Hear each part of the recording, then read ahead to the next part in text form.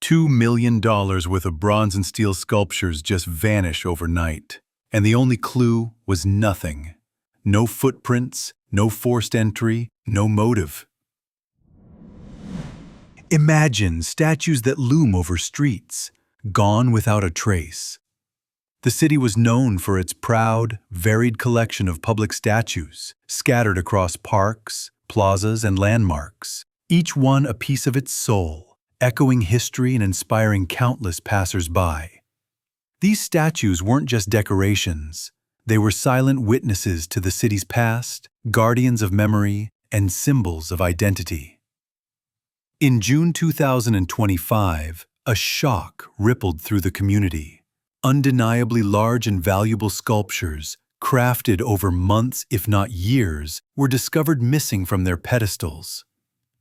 In Anaheim Hills, two towering sculptures by artist Sir Daniel Winn, Icarus Within and Quantum Mechanics, had disappeared from a warehouse where they were stored temporarily, valued together at $2.1 million. These were not statues you could casually stroll off with. Each weighed in tons, one standing 8 feet tall, embodying complex stories tied to history, chaos, and human ambition. Elsewhere, in the historic neighborhoods of Philadelphia, dozens of public artworks, memorial plaques, metal sculptures, and paintings had silently slipped away over years, unnoticed or unrecorded, prompting questions about neglect and vulnerability. A bronze and steel bear, a tribute by an acclaimed local artist, was reduced to a stump, stolen from a South Philadelphia park. This string of vanishings wasn't isolated, but part of a pattern, spreading anxiety and mystery across the city. Surveillance footage was sparse or inconclusive. Police had few leads. The thefts weren't simply about monetary value. They were assaults on the communal fabric. Each missing statue left behind a void, a pedestal where a figure once stood, bare and accusing, along with cryptic clues. In some cases, only theft scars, in others, inexplicable silence. The statue's absence transformed familiar spaces into ghostly reminders. Questions swirled. Who would orchestrate such a calculated disappearance?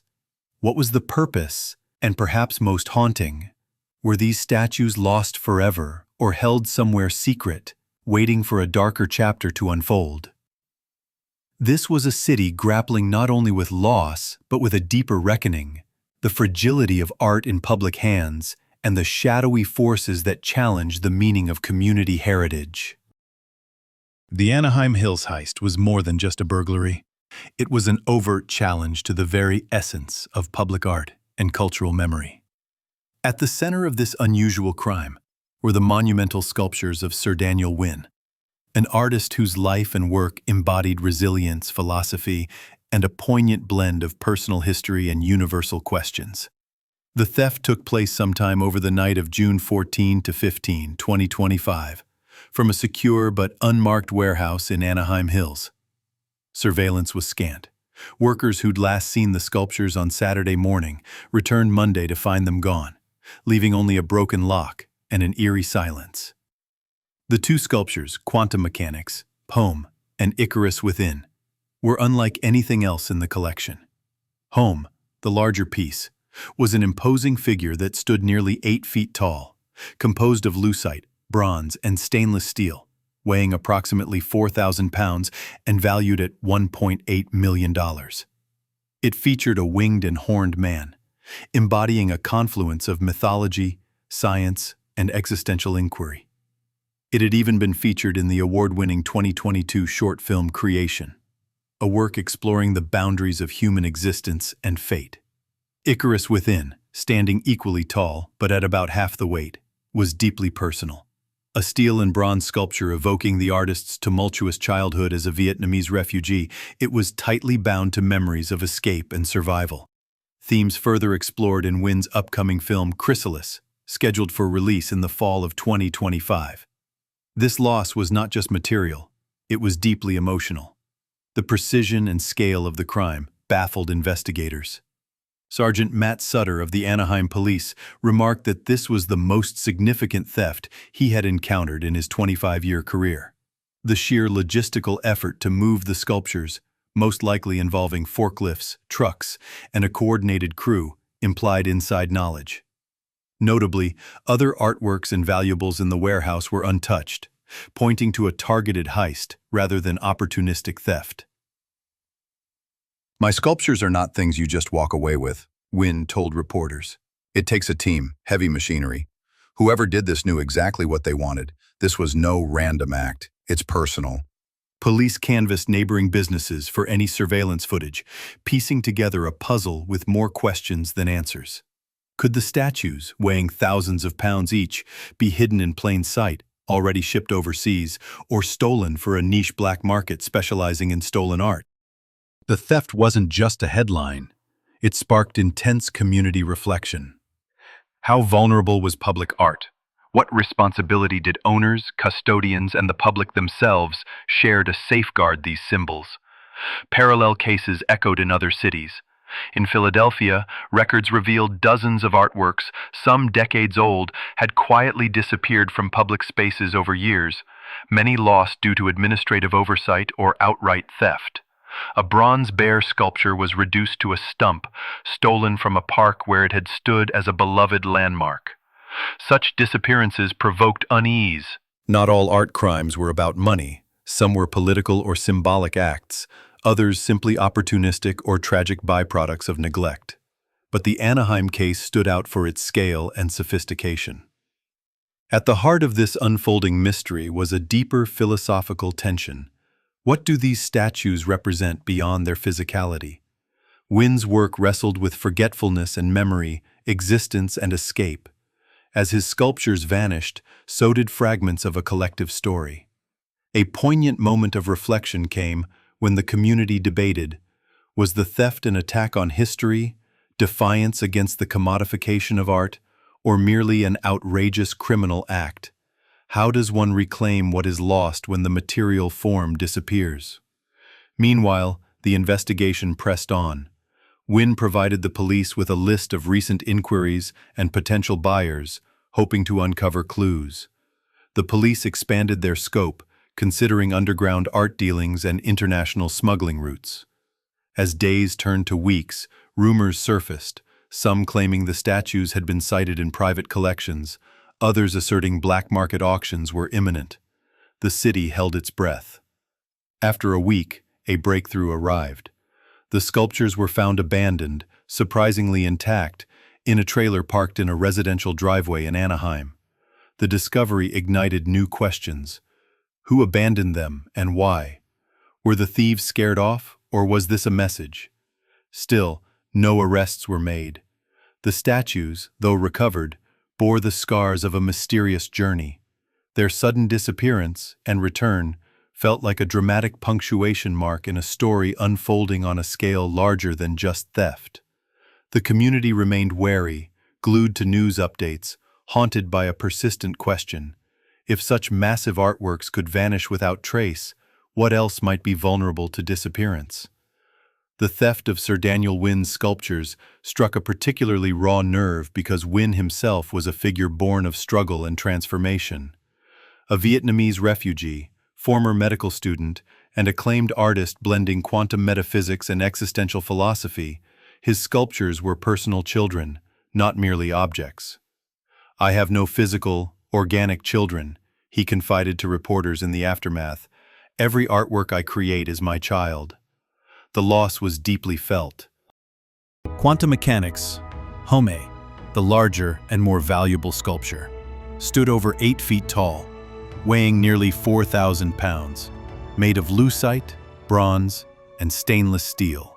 It was the 7th and only unsold piece from Winn's quantum mechanics series, which wrestled with profound questions of free will, destiny, and the universe's ultimate designs. The sculpture depicted a winged and horned man, invoking ancient mythology and modern physics simultaneously, a symbol of human aspiration and paradox. Icarus within. The second stolen piece was no less symbolic. a massive steel and bronze figure that spoke to Winn's chaotic childhood escape from Vietnam at around age 9. It was intimately connected to his upcoming film, Chrysalis, based on his memoirs. The art was a tactile bridge between lived trauma and artistic expression. Local police described the crime as one of the most complex in their recent history. Sergeant Matt Sutter, a 25-year veteran of the Anaheim Police Department, remarked on the sheer logistical audacity. "We've seen countless burglaries, but none that required multiple forklifts and heavy trucks to pull off. The targeted nature was clear. Nothing else in the warehouse, smaller artworks, tools, or valuables, had been disturbed." Investigators suspected the theft was either the work of highly organized criminals or an unscrupulous collector with inside knowledge. The theories were grim. Such large sculptures were almost impossible to fence in the conventional art market. Experts like Chris Marinello, founder of Art Recovery International, speculated the most likely outcome was scrapping for raw metal. Unfortunately, these criminals don't see artwork. They see scrap metal worth millions, Marinello said, recalling similar thefts like a Henry Moore bronze stolen in England and melted down for a fraction of its true value. The city was riveted. News reports ran frequently, tracking the investigation and featuring interviews with Winn. His stress was palpable, anxiety through the roof, a man forced to contemplate the vulnerability of his creative offspring. The broader context deepened the complexity. The theft coincided with heightened attention to the artist's upcoming film, stirring speculation about whether the timing was coincidental or a sinister statement. The disappearance forced the city to confront its protections, or lack thereof, for public and private art. Yet a surprising development followed. A week after the theft, tipped off by community members, police found the sculptures intact, abandoned in a trailer parked in a quiet residential driveway. The statues bore some marks of transport trauma, but were otherwise preserved. There were no suspects and no explanation for the abandonment. This odd resolution only intensified the mystery. Why steal such difficult-to-move statues only to abandon them so publicly and mysteriously? Was it a botched job? Thieves spooked by media attention? Or a conscious message to the community? The statue's sudden reappearance sparked a renewed conversation about the value and meaning of public art, not just as property, but as cultural and emotional touchstones.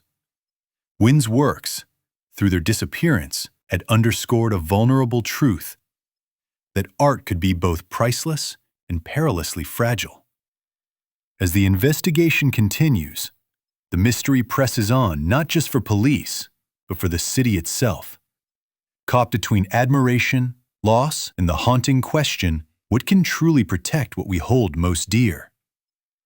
The sudden recovery of Sir Daniel Winn's monumental sculptures catapulted the story into a new, even more bewildering terrain.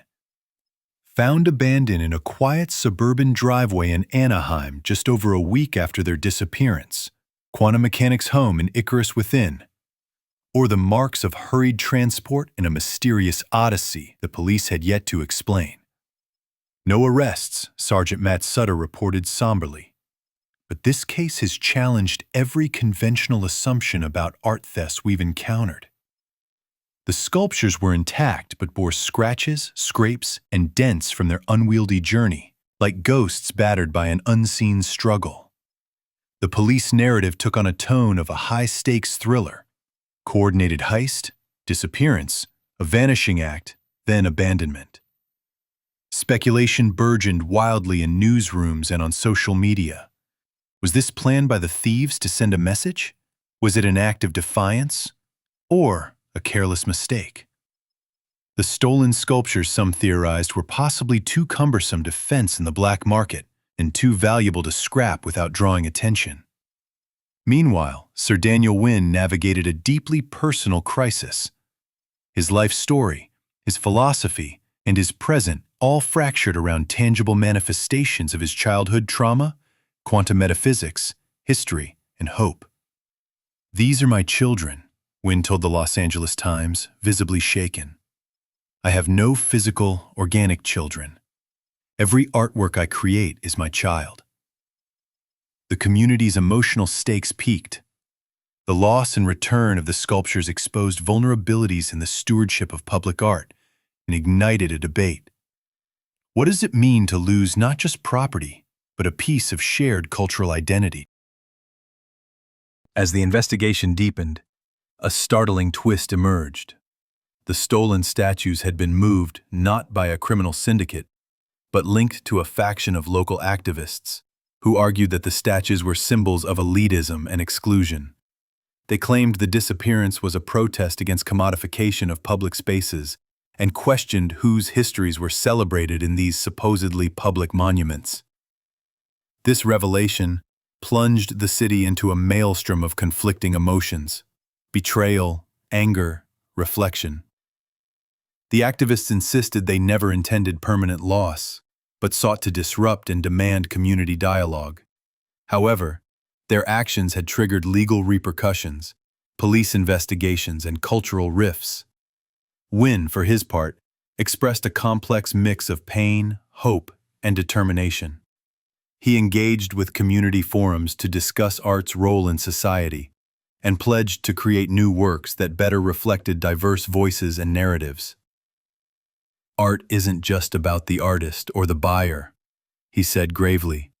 "It's about us, our stories, our struggles." The immediate aftermath left a city changed. Pedestals once empty began to fill with sculptures thoughtfully chosen with broader community input. The art world, too, took notice.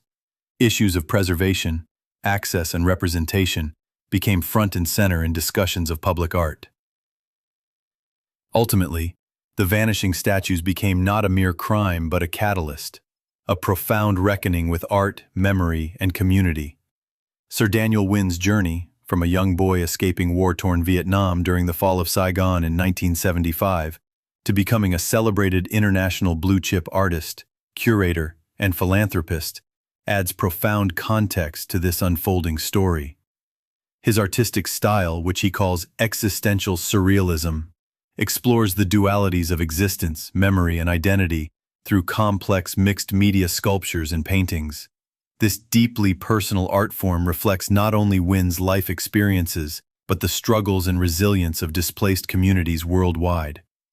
The theft and mysterious disappearance of his monumental sculptures, Quantum Mechanics Home and Icarus Within, became more than a headline. It exposed the fragility of public art and sparked an urgent civic conversation about cultural stewardship, ownership, and inclusion. The fact that activists, motivated by political and social statements, played a part, hinted at how public monuments are never neutral. They carry histories, biases, and continuing debates over who is represented and how. The statue's return was a brief but critical turning point, yet left unresolved questions about protection and access. Who truly owns art meant for the public? How can communities safeguard expressions of shared history without ceding control? And how do artistic legacies evolve in contested spaces where memory is fluid and identity is complex? Don't forget to subscribe to Real Mystery Reports for more strange, dark, and profoundly human stories. New true mysteries every day.